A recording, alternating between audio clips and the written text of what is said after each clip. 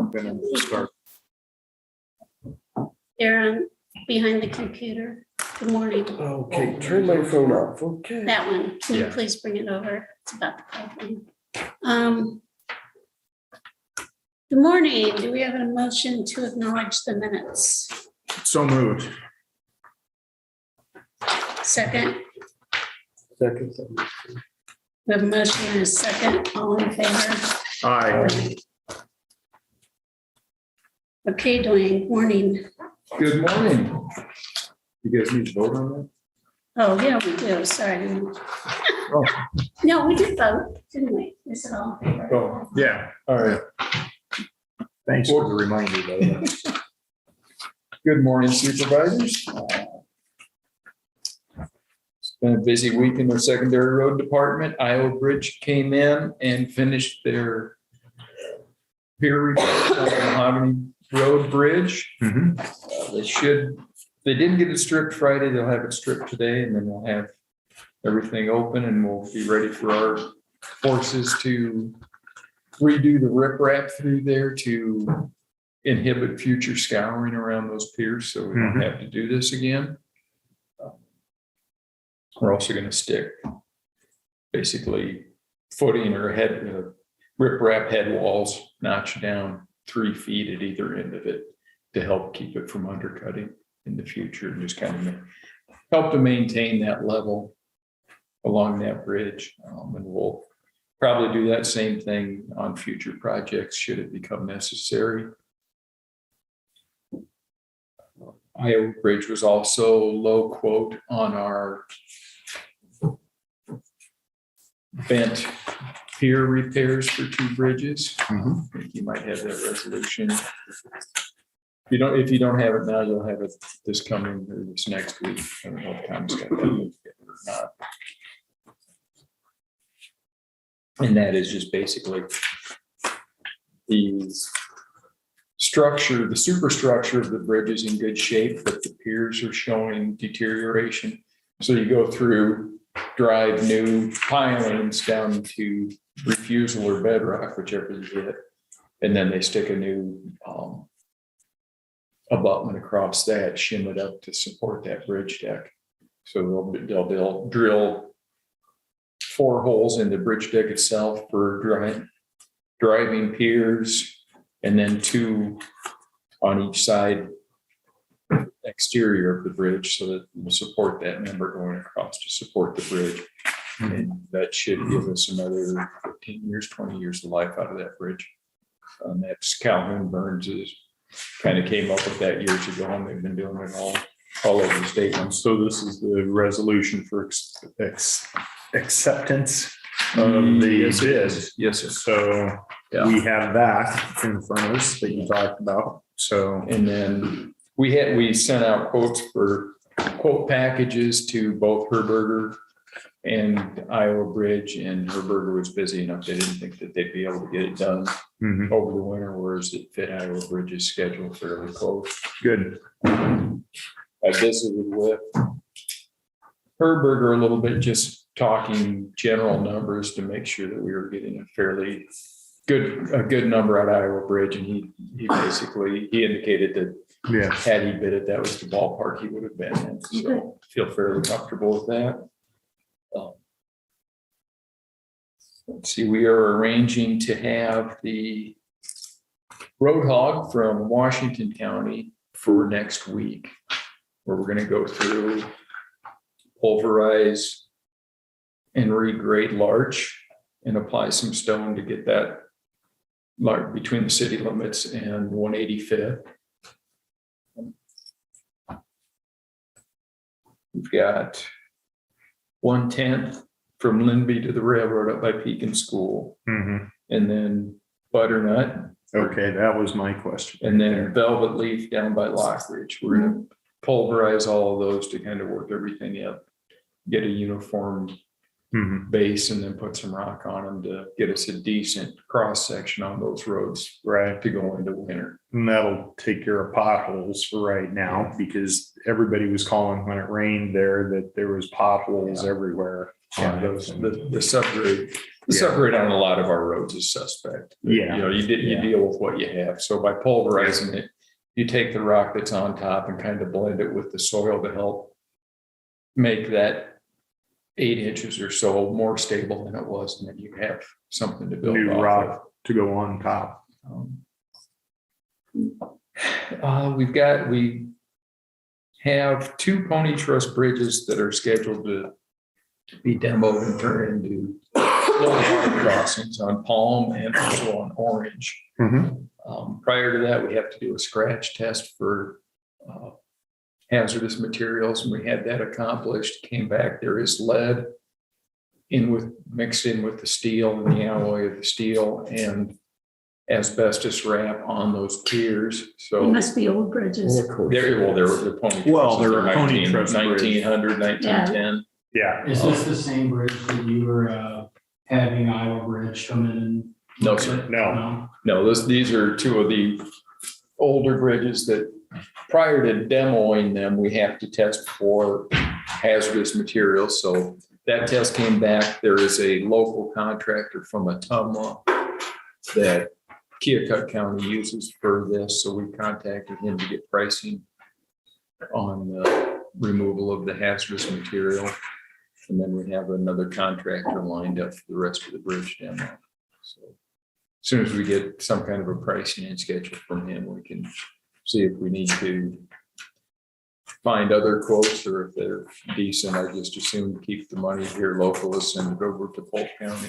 That's the other contractors in the state that do that are in the Des Moines metro area. Then let's see what else we got on my list here. We're meeting with utilities this week on Nutmeg and Larch, just as preliminaries for next spring's project, to make sure that the utilities are low enough that we don't get into them. I've gone through the budget, and because we had no appreciable construction last year, we have quite a bit of excess local funds that weren't in our original budget. So hopefully by next week, I'll have a revised budget for you that's more accurately reflects what our resources are and what we may be able to do with them. Give you some options on how we can spend that money to facilitate our road system. Speaking of next week, we probably are going to meet on Tuesday. Okay. So it'll be Tuesday. Then I'll have spotlight at 8:30, so that means we'll have to start at 9. That's fine. All right. Do have a signature canvas for Fairfield School that we'll have to have. Okay. Can we do it then? Or okay. And then one of the sheets I gave you was just Billy's sheet that he gives me that details the weekly accomplishments of the road crews. Just Yeah. that's our 5-year plan that kind of shows the projects that we have. Yeah, it's that sheet. Just basically gives a quick summary of what the crews did this last week. I usually try and condense it for you, but I thought, well, I'll just give you guys. Sign repair. There's always sign repair. Oh, yeah. Yeah. I know Well, where that one the was. voting booths, moving those and stuff, new things on the list, and the Pleasant Plain shed prep, which is saving us money from the Yeah, I know. contractor getting everything ready in the building to pour. Those are 2 good projects that they did. Yeah.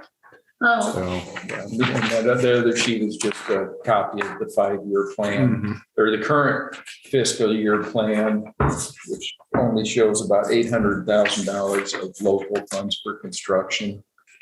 And we have budgeted, generally we budget $1 million or better. Last year we didn't do any. So we've got about $1 million excess to allocate towards either both increased rock and construction projects. So I'll look at. why don't you look at it, the options? Yeah, I'll look at the 5-year plan, what we've got programmed. And some of this, I've looked through it, some of it is just set as kind of markers. You know, we've got a seal coat program that we've got money allocated for, but no real routes indicated which ones he had in mind to do. So we'll look at that. We'll probably bump that up because we've got a lot of good candidates for it. Then I've also contacted Norris Asphalt and one other contractor for patching on butternut in front of the Pekin School. From basically from the south drive of the school south to 110. Okay. Yeah. We're gonna look at doing joint patching. We did a bunch of that here over the last couple of years, and it's terrible. The problem I think we're gonna run into is if we overlay that portion that's ours, they aren't going to do that north into Keokuk County for years to come, because the road condition is so much different between the two areas. And I think a lot of it is the tree cover and some that goes through there and it holds moisture and that a lot longer than what it does when it's out in the sun like it is. So The panels themselves aren't bad. It's just every joint. I know. And there was a period of years where I don't know what the concrete industry was doing, but there's concretes of a certain age show that kind of joint deterioration. And I think the best thing we can do is patch those at the joints. Now, what I want to do is patch them with asphalt so we've got room for expansion, right? Because you've got that slab there and it's moving back and forth. Well, if you've got just all rigid pavement there, there's no place for it to bend. So each one of those joints just beats itself to death over time. So if we have a more flexible material in there, it'll take some of that stress away, and hopefully we'll get longer life out of it. Well, and there's no way to dowel any joints out there because the pavement's probably too thin to dowel into good pavement and then put in your patch. And that takes care of some of that, but with no way to dowel into a 6-inch pavement. So we have that, and then south of that on 110th. Yeah. Going west out of Packwood, there's down. We're well familiar with that road. Yeah, it runs from Some it runs all the way from Highway 1 over to from Cypress west to about a mile west of Butternut, or half mile west of Butternut. There's about a mile and a half there to just short of 2 miles that has that same issue. So I want to use this the Pekin School Road as kind of a test to see how that holds up, because that's only 0.6 of a mile. And then we can see what the cost, how easy it goes or how hard it is, and then decide if we want to use that same approach on the larger stretches that have that same issue, or search for something else. Yeah. Okay. Sounds good. I think that's about all I have, guys. Well, Okay, we got our official letter about the utilities board notification. So we'll need to look at engineering firms, and I'll talk to you about that. I got a call from the local one last week. They're interested in providing that. They did that for the Dakota pipeline. Yeah. So you can bring us your thoughts on that when the time's appropriate. Yeah, I would hope that they could. I think he's going to give me a statement of qualifications for that. And I believe we used them the last time. Yeah, we did. yeah, we did. Well, a lot of the other counties kind of teamed up and used the same consultant, and I think they felt a little hurt that we didn't go along with them. But the other counties? Yeah, because and I told them, I said, we have a local engineer. Yeah, do they have a local firm though? I'll have them down. I said, we Yeah. have somebody local that's capable of doing the work, and we would just as soon support our local industry, our local businesses as somebody against somebody out of Des Moines. Nice enough folks, I'm sure, but Yeah. All right. keep everything as much local as we can, can. because that's how we get paid. Yep. All right, so we need to award the contract to Iowa Bridge and Culvert LC for steel pile vent repair. I would make a motion that we approve this resolution. Okay, we have a motion and a second. Do we have any discussion? All in favor? Aye.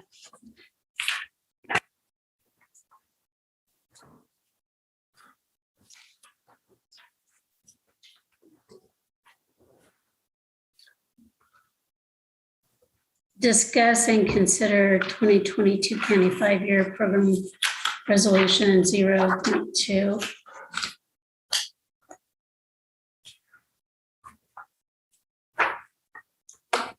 This is adding the patching to 32nd Street that wasn't in the original project scope. That, again, much like the Pekin Road, it's silly to just try and cover up something that's failed as badly as it has. We went out with a low traffic control and a loaded truck, and pretty much every joint that flexed or showed any kind of vertical motion when we drove over it, we marked out as patching. Some of them are small, some of them are quite large, but it basically doubles the size of the project. I feel we'd be silly to not do that. And then the other one is adding, the other part of that is adding larch to the cement stabilization, the auto seal project in conjunction with Nutmeg, so that we can get favorable pricing on that little stretch of road to bring that up to. I would make a motion to approve the 2022 county 5-year program resolution 0.2. Second position. We have a motion and a second. All in favor? Aye. It looks like it only needs to be signed by the chair of the board. It's on the back side of the. Those two should be underneath the plans that are in your folder right there. Pick up 2 more. Hey, Dwayne. Yes, you know yeah, when that's gonna and then start, you guys. on the back. It hasn't Yeah, I'll been, get well, so it'll be next year. Have a break. Next Okay. year. Hang on. Back to Yep, this yep, sheet, yep, right, yep. to get it out there later. All right, thank you. What about? All right, Next year. All right. Try and get that done over winter. Okay, I'll email you about it. Let's get caught up on the paperwork. Oh, and I will be out the rest of the day. My folks are leaving for Arizona on Thursday, and I promised Dad I'd help him Wow. get some last, I helped him some yesterday, and he's got just a couple more things to get wrapped up before they can head south. Okay. Thank you. Yep. Discuss and consider amended services system 2080.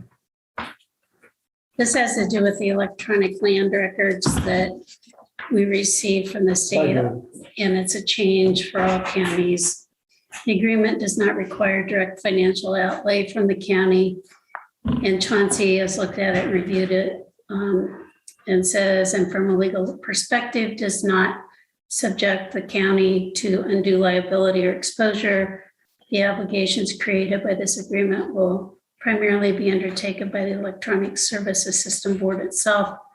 And unless the county treasurer is appointed to the governing board, the agreement should not obligate county personnel to take action for the 2080 body itself. I would recommend approval and signature by the chair of the Board of Supervisors and attestation by the auditor of the document found on page 13 of the agreement. And Abby, I gave you that original agreement a couple weeks ago. So. Do we have a motion on that? Second. Okay, we have a motion and a second. Any discussion? All in favor? Aye. All right. Discuss Cdbg Grant, and this is just discuss again. I know we chatted a while back about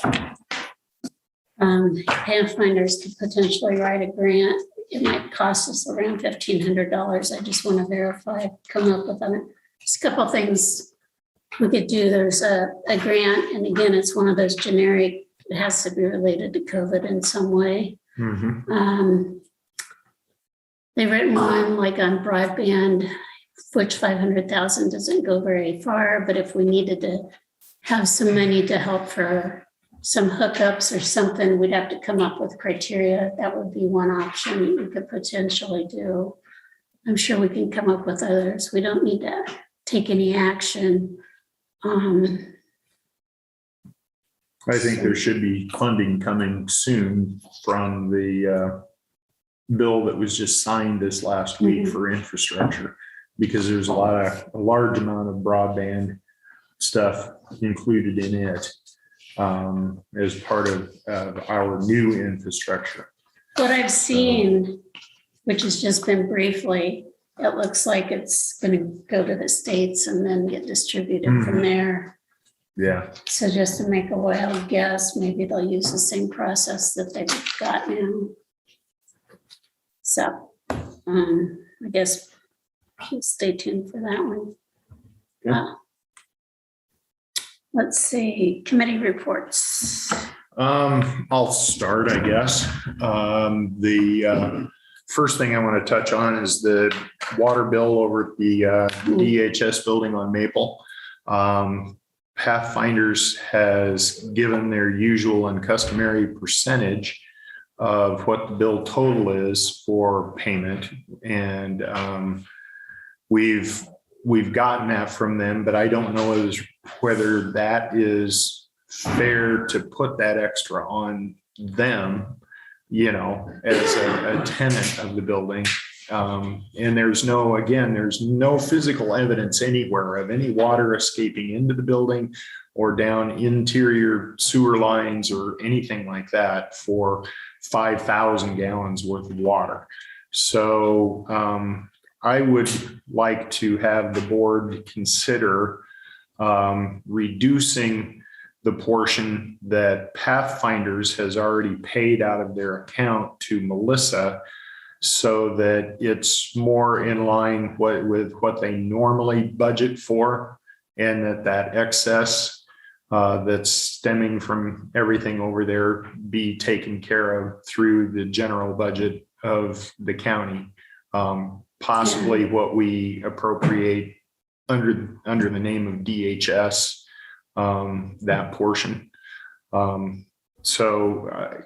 That's kind of what I'm putting out to you guys. Is that something that you would feel fair in doing? Yeah, I just think it's one of those things we have to take care of at the county level. Yeah. So, Susie? I have a question. Yeah. Are those meters read every month? Yes, they are. Okay. They're electronically read. Okay, I just didn't want it to be a situation where they're just called in, and then at one point in the year they catch up. No. And what about the other inhabitants of that building? The other inhabitants, they are just juvenile court services. Yeah. Okay. Do they pay some of that out there? money? No, they don't. We pay for that. And where the agreement with Pathfinders came in, I'm not exactly sure, but they're not an approved state or county type agency. We're working on Are they? 2080 with them. I Right. think you've been in that loop, and I think the final Pat has it, because we're changing it so that the feedback then here also was to roll it over every year rather than have it, so Okay. he's working on that. So that's where we are. And then that 2080 will come before this board. And then our county, instead of paying the fee every year, provides the space. So that's getting updated. So that's kind of where that is. Okay. He's got it. All right. The other thing, Dave showed me the work that he's done in the stairwell over there on the west side of the building. Goes from the basement up to the treasurer's office, up to the court floor. And it's coming along really well. He's got a bunch of the stuff tore out, has repaired a bunch of it already, hauled out, I forget how many pounds of stuff he told me that he's broken off and hauled out of the building at this point in time, but it looks really good. It's going really well. Should be done here maybe within a month or so, something like that. He's moving right along on it. Dave will be gone for a couple of days this week because he's having a procedure done at the hospital. And so he is going to clean before he goes. And then he's expecting that there won't be much to the recovery time from what's going on, because all surgeries are major, but this is kind of a lower scale type surgery. So he's figuring he's only going to be gone just the maybe 2.5 days this week. Okay. So, and then I have a Rust board meeting coming up this Wednesday. And I don't believe I have any other meetings that I went to during this time of any consequence. So that's my report. I went to no meetings last week. Okay. I went to the FEDA annual meeting and they had an outstanding speaker, Steve Bench, and I asked him and he sent me his presentation. So I think I'll share that at some point once we get equipment in here, with department heads. It's on basically working with multi-generations, and he really goes through all the generations, starting with the veterans, the boomers, and then from there, and talking about how they adapt and respond in the workplace. And it's just very fascinating. And he even goes to the very newest one and what to expect. So That sounds interesting. it was very, very interesting. Josh Larrabee, the executive director of FEDA, put out an announcement this morning that the spec building has been sold. It has, they announced that also Tuesday. Well, the official announcement came out this morning with publication to the radio stations and news outlets and all of that. Sun and Fun Motorsports from Iowa City are going to be the new occupants of the building.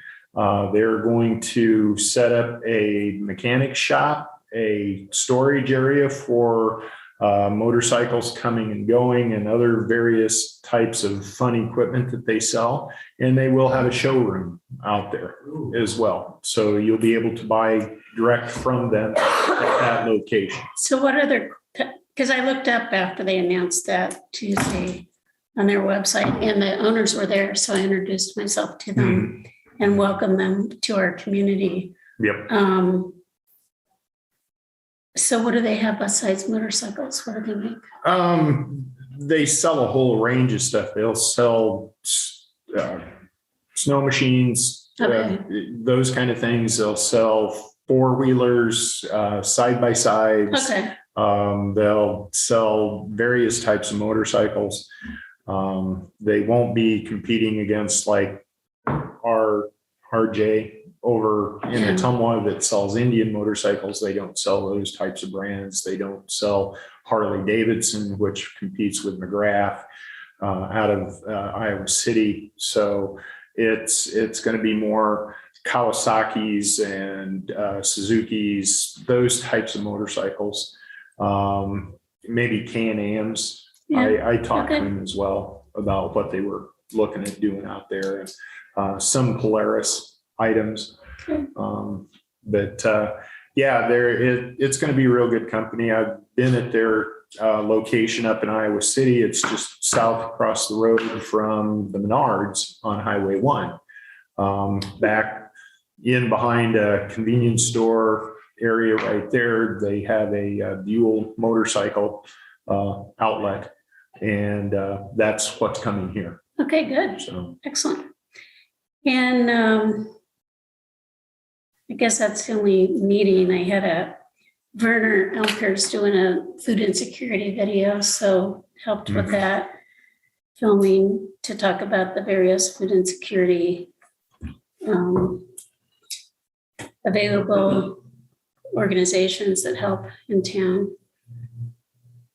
And this week I'll have my first meeting of that new MAC committee, so that'll be interesting. All right. Motion to allow claims and approve. public Oh, comments. sorry, I We already don't checked it off. have a anyone public. on Zoom with Do we us. have a public comment? Well, If it's a So- question, can we wait till after? Or you gotcha. Is that okay? Yeah, that's right. Is that right? That's fine. Yes, it is. That's completely. I have a public comment. We have gotten so many calls and so much interest in the ARP money that we do not have yet. Mm-hmm.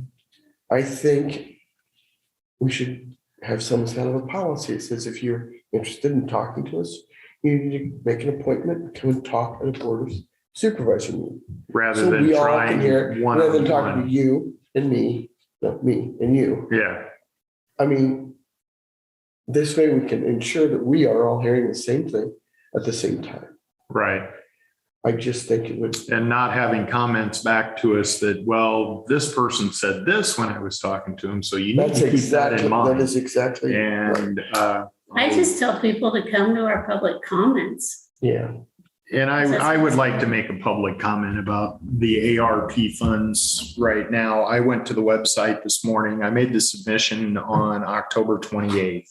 And it said it would be between 4 and 7 business days before you hear anything at all back from them. And today is the 7th business day. So I'm expecting to hear something soon about the ARP funding. And I have not received any notifications that the application was incorrect or there was something wrong with it, because that's one of the first things they do when they review it coming in. So I take that as a good sign that I was able to accomplish everything I needed to do in order to get this application made. So there was a email this weekend concerning changes in reporting for, they were asking for monthly reports of what was considered to be lost revenue from what you were going to replace. And that has been pushed back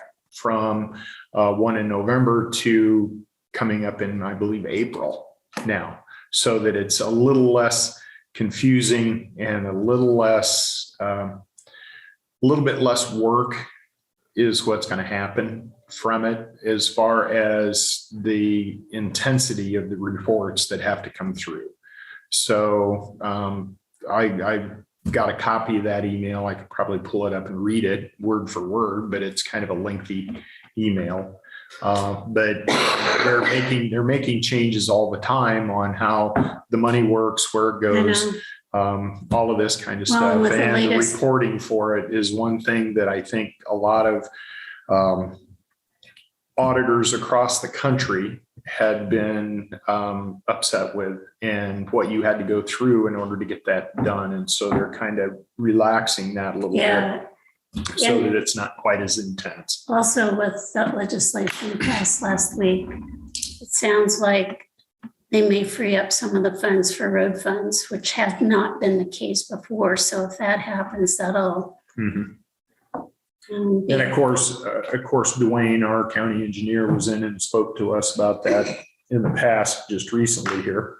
Mhm. And what he feels that the county lost because of COVID time for road work, and where that could be made up for from these dollars already. So we're on top of that as far as our county engineer's office is concerned. And if it is such a case that we can get some money back for the road department and secondary roads as a whole, we should look into that. Yep. Okay. Other public comments? Okay, motion to allow claims and approve reports. Second, One in favor? aye. Any nuisance? Nothing on the nuisance properties other than I had put the incorrect mailing address on the final bill for the Westfall cleanup. And I redid the letter with a newer date and resent it out at the end of last week. Okay, So thank you. this one should be going to where the residence actually is. And I apologize for getting the wrong address on it the first time around and slowing things down, but he should have it this week. Okay, thank you. Mhm. All right. Motion adjourned. so moved. Second. All in favor? Aye. Typically, we wait. Thank you, everyone. All that.